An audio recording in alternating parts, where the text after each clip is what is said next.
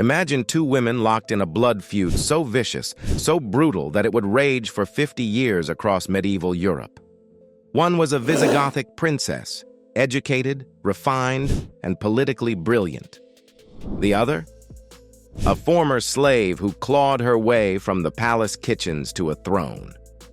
Together they commanded armies, ordered assassinations, survived countless murder attempts, and ruled over territories spanning modern-day France, Belgium, Germany, and the Netherlands.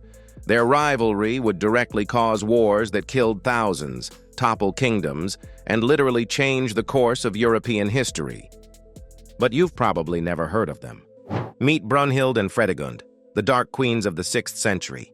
Their story is so wild that it inspired Norse legends, influenced Shakespeare's Macbeth, and makes Game of Thrones look like a children's show. This is the story history forgot. Until now. The Princess and the Slave. Our story begins in 567 AD in what's now Spain. Princess Brunhilde was everything you'd expect from medieval royalty. Born around 543 in Toledo, daughter of the Visigothic king Athanagild, she was educated, cultured, beautiful, and raised in the royal court. Contemporary chronicles describe her as intelligent and well-behaved, a model princess. When she was about 24, her father arranged her marriage to King Sigebert I of Austrasia, a kingdom covering parts of what's now France, Germany, and the Low Countries. Brunhilde converted from Arian Christianity to Catholicism for the marriage and traveled over 1,000 miles north, accompanied by wagons piled with gold, silver, jewels, and a massive dowry. By all accounts, it was a good marriage. Sigebert adored her. They had 3 children together. Brunhilde became a respected queen, known for her political acumen. Now let's talk about Fredegund. Where exactly Fredegund came from, nobody knows. Was she abandoned as a child? Sold into slavery to pay a debt? Most likely she was captured in a raid, a common fate in the brutal world of 6th century Europe. What we do know is this. Somehow, this slave girl ended up in the palace of Neustria, Austrasia's neighboring kingdom ruled by Sigebert's brother, King Chilperic I. She started as a kitchen servant. Then she caught the eye of Chilperic's first wife, Queen Audovera, who promoted her to a royal servant. And then, she caught the eye of the king himself. Fredegund was beautiful, clever, and ruthlessly ambitious. Chilperic became obsessed with her. She became his mistress. But being a mistress wasn't enough for Fredegund. She wanted to be queen. So she orchestrated Queen Audovera's downfall. During the baptism of the queen's infant daughter, Fredegund arranged for the baby to be passed to Audovera, breaking a Frankish custom that only godparents could hold newly baptized children in church. When Chilperic learned of this violation, it was the excuse he needed. He sent Audovera to a convent. Fredegund was now the king's favorite, but there was a problem. The murder that started it all. Seeing his brother Sigebert's prestigious marriage to Princess Brunhilde, Chilperic wanted the same. He asked for the hand of Brunhilde's older sister, Galsvintha. Brunhilde and their mother begged King Athanagild not to send her. They knew what Chilperic was, an adulterer, a known philanderer. But Athanagild agreed on one condition. Chilperic had to promise to put aside all his previous wives, mistresses, and concubines, including Fredegund. Chilperic agreed. He married Galsvintha with great ceremony. According to Gregory of Tours, our primary source for this period, Chilperic even seemed to love her at first. She'd brought an enormous dowry, including 5 major cities. But he couldn't stay away from Fredegund. Galsvintha was horrified by her husband's infidelity. She admonished him constantly. She may have even threatened to leave and take her massive dowry back to Spain. The tension escalated until Chilperic had to make a choice between his wife and his mistress. In 568 AD, Galsvintha was found strangled in her bed. Officially, the killer was unknown. Unofficially, everyone knew. Chilperic, or Fredegund, or both, had ordered the murder. Shortly after, Chilperic married Fredegund. The former slave was now Queen of Neustria. When Brunhild learned her sister had been murdered, she was consumed with rage and grief. She dedicated her life to one goal: vengeance against Chilperic, Fredegund, and their entire bloodline. The blood feud had begun. It would last half a century and devastate Western Europe. The Walking Woods and Assassins. Brunhild convinced her husband Sigebert to go to war. She demanded Galswintha's dowry cities as restitution. For years, the two kingdoms clashed. Sigebert proved to be the superior military commander.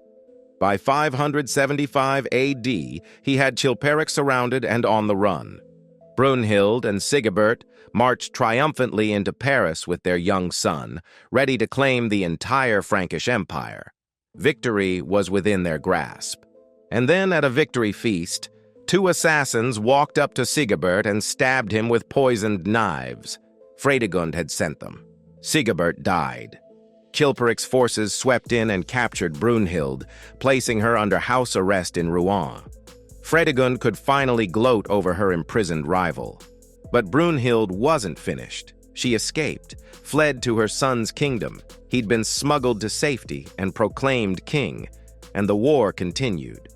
The tactics got increasingly brutal. Both queens employed assassins.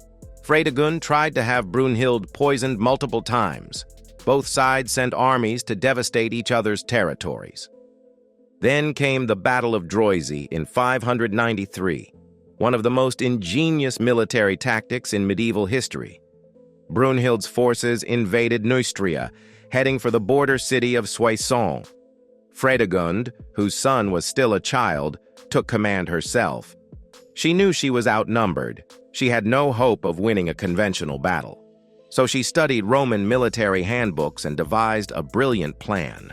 She ordered her troops to march at night, unusual for the era. Each soldier carried a tree branch to camouflage the horsemen behind them. She even had bells attached to the horses, mimicking the bells enemy horses wore when grazing. In the pre-dawn darkness, Brunhild's sentries spotted something strange. One guard asked, "Weren't there fields there yesterday? Why do we see woods now?"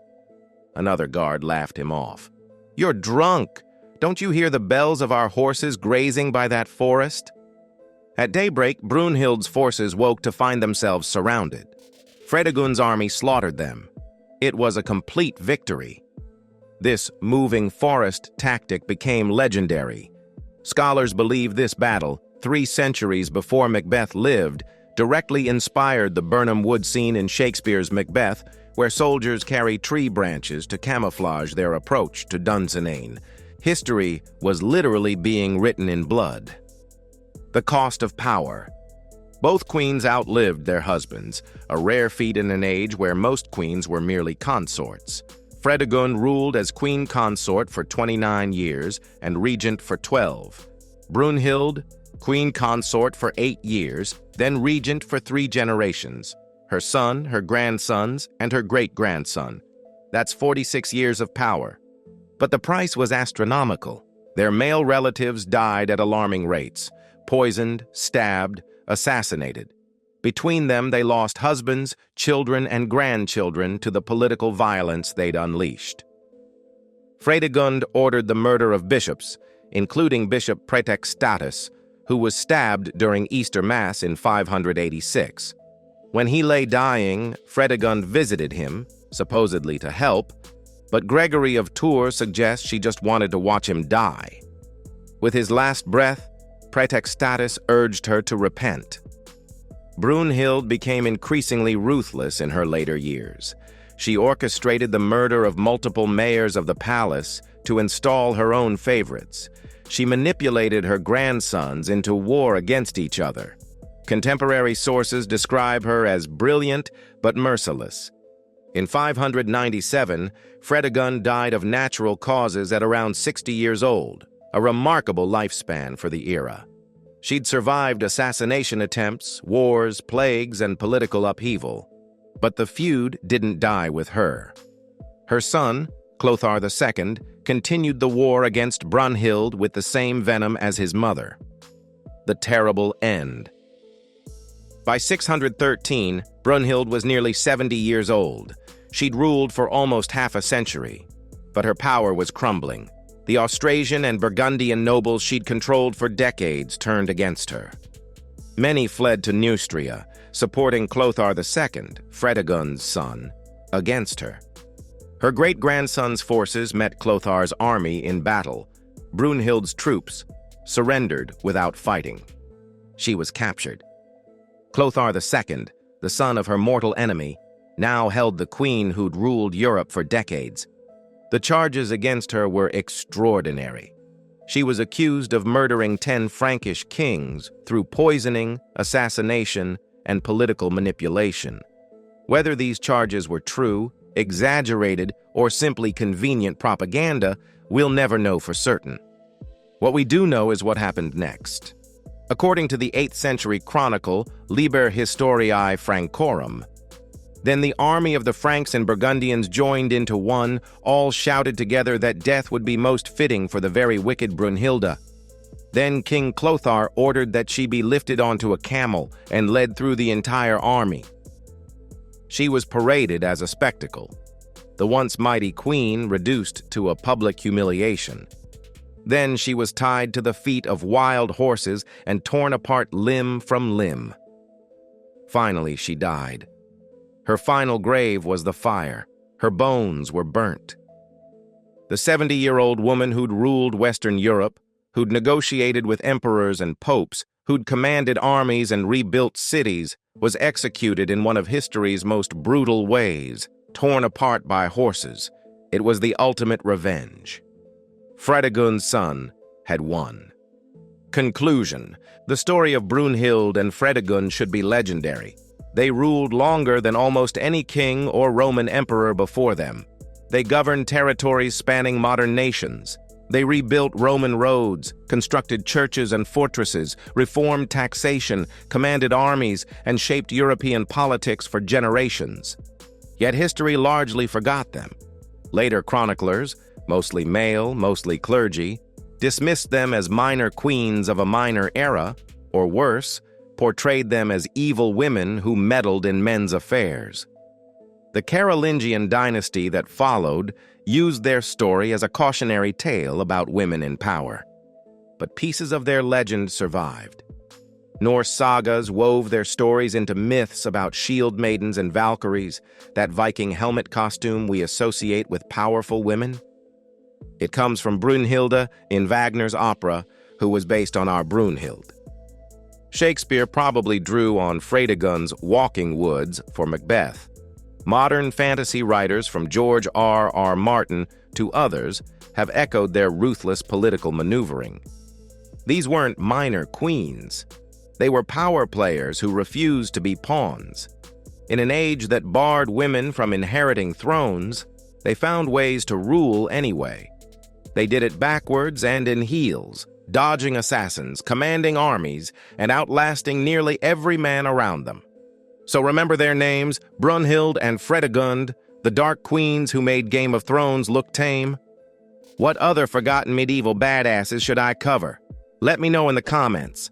And if you want more brutal medieval history, check out my video on what happened during a medieval exorcism.